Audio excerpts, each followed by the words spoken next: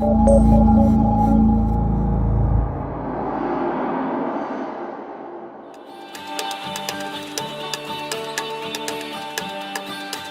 parcours technique a semblé difficile pour les équipages de ce Tour de France à la voile 2012, quelque peu fatigués. Ils sont arrivés hier soir à 5K après une étape de ralliement depuis Dieppe, longue et éprouvante, puisque la majeure partie du temps s'est déroulée au pré. Mais voilà donc ce matin parés à réattaquer.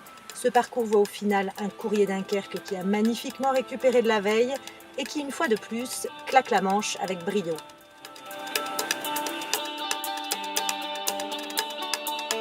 Bon départ avec un vent de 10-13 nœuds devant le fort de la Latte. La majorité des bateaux part à gauche du plan d'eau. Les leaders sont Bretagne Crédit Mutuel Elite et TPM Coich. La flotte est serrée. L'idée pour s'en sortir est de bien négocier les petites bascules de vent. Passage de la première bouée au vent avec l'équipage des Bretons en chef de file, suivi quelques mètres derrière par Courrier Dunkerque et les Omanais de BAE Systems, skippés par Cédric Pouligny. Tudelft voit une opportunité et se classe 5e derrière TPM Coich.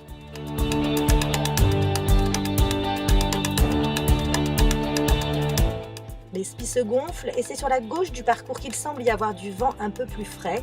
Courrier Dunkerque est le premier à empanner, les autres continuent tout droit, le jeu semble assez ouvert, un parcours intéressant. Passage de la porte sous le vent avec Bretagne Crédit Mutuel Elite et les Dunkerquois qui choisissent la porte gauche, tandis que BAE passe de l'autre côté. Là, changement de parcours annoncé, ce qui, vous allez le voir, va redistribuer l'échiquier avec les Belges sur Région Bruxelles qui semblent revenir sur le deuxième bord de près, comme les Suisses de Ville de Genève.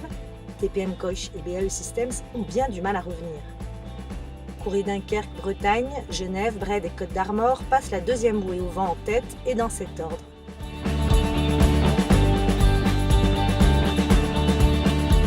Le jeu reste cependant ouvert pendant la dernière descente sous spi.